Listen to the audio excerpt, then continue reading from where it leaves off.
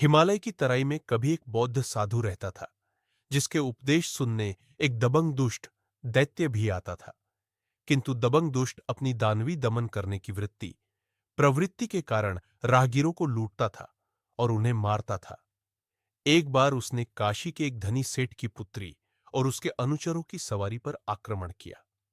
दैत्य को देखते ही उस कन्या के सारे अनुचर अपने अस्त्र शस्त्र छोड़ डिडाच भाग खद्दी ढे हुए।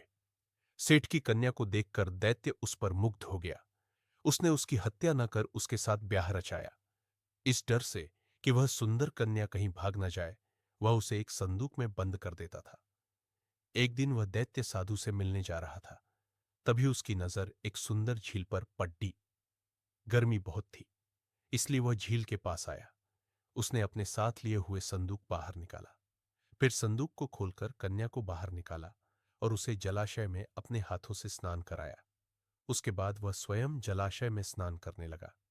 मुक्त हो कन्या जलाशय के किनारे विचरण करने लगी।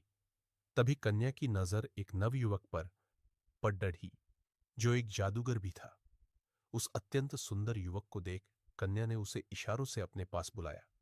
फिर प्रेम क्रीड़ा करने के लिए उसने उसे संदूक में बैठने को कहा। युवक जब वहां बैठ गया, तब वह उसे अपने लिबास से ढंक कर स्वयं उसके ऊपर जा बैठी। नहाकर दैत्य जब लौटा तो उसने संदूक को बंद कर लिया। दैत्य जब साधु के आश्रम में पहुंचा तो साधु ने उसका स्वागत करते हुए कहा, आप तीनों का स्वागत है। साधु की बात सुन दैत्य चौंक गया, क्योंकि वह नहीं जानता था कि कन्या और उसके अतिरिक्त भी कोई तीसरा उनके साथ था। साधु की बात सुनते ही उसने संदूक को बाहर निकाला।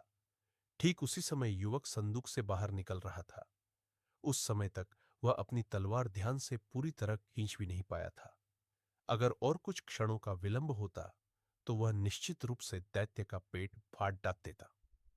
दैत्य को देख युवक भाग खड़ाहा हुआ। साधु के वचन एवं ज्ञान को सुनने के कारण चूंकि दैत्य की जान बच गई थी, इसलिए उसने साधु का धन्यवाद ज्ञापन किया। साधु ने तब उसे शीलवान बनने की शिक्षा दी और उस कन्या को भी मुक्त करने का परामर्श दिया। उस दिन के बाद से दैत्य शीलव्रती बन गया।